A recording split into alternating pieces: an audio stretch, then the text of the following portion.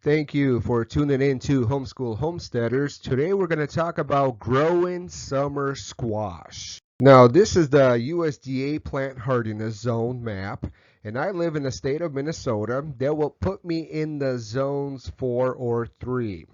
This dot, I made it bigger for privacy reasons, but the reason I do this is because results will vary depending on where you live in the US. On the difficulty level, squash will probably be maybe 4, and you will need some rich soil if you want good harvest. The ideal growing temps for squash will probably be 45 to 100 Fahrenheit.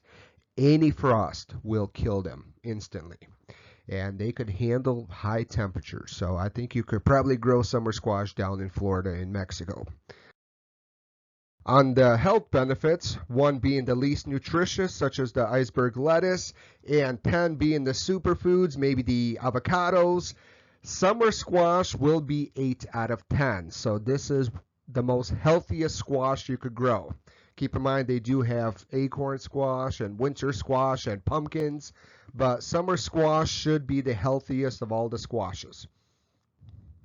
I don't want to be the type that tells you how to plant your garden, but I've been planting squashes for 11 years. I grew up in a house where we had squash in our garden all the time.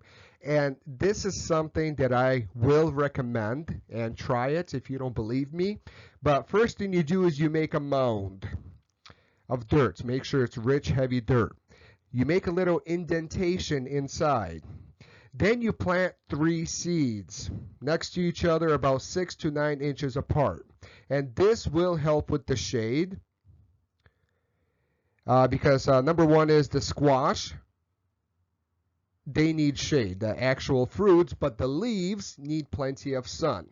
And so when you grow them together, you will achieve that. Plus, the closer the plants are together, the better pollination. In the year 2020, on Memorial Day weekend, we had good weather for planting, and so that's what I did. Here in my garden, you can't really see the mound because of the high sun, but there's 3 seeds. The next couple of clips will be the squashes growing, and they grow kind of very quick.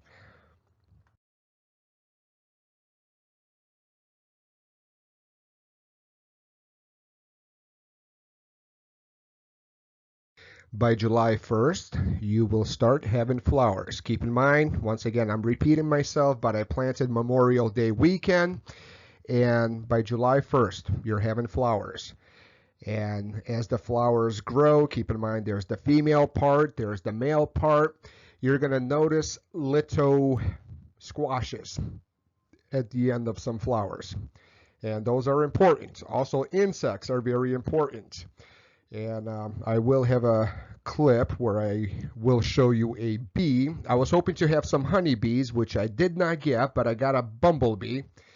But as soon as you turn on the camera, all the bees just fly away for some reason. Or if you come near to the garden, they fly away. So it's really hard to get a pollinating insect. But this is what you get by early July.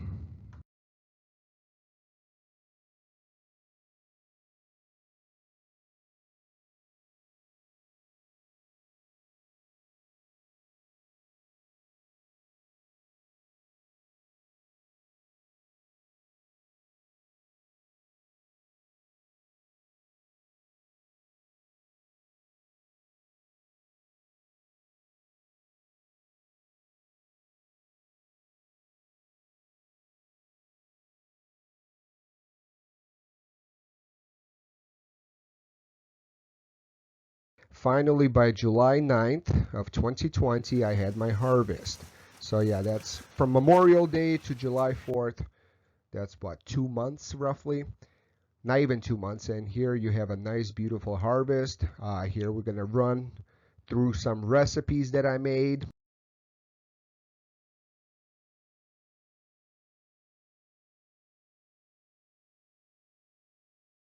I'll take a little break from the recipes, but here's a question.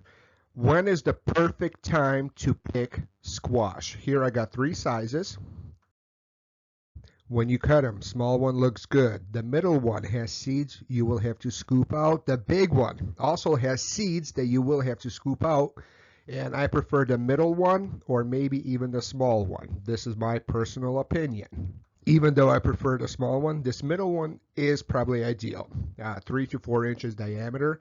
But then when you look at this big one, it has a lot of flesh, so good for like squash soup. But go with the middle one or the small one. My personal opinion.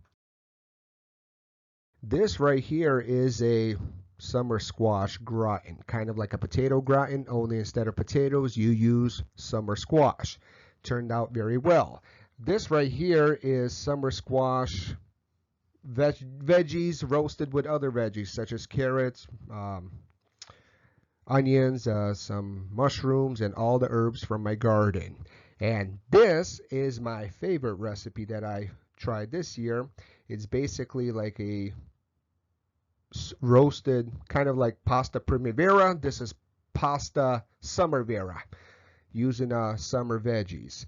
And put some cheese on top with some sauce, and it's like one of the best things ever. And finally, my favorite recipe is summer squash cheesecake. Yeah, so you take a cheesecake and you make a topping out of squash. You can't see it, but it's there. And you don't even know. You don't even taste it. So good way to have your kids eat squash.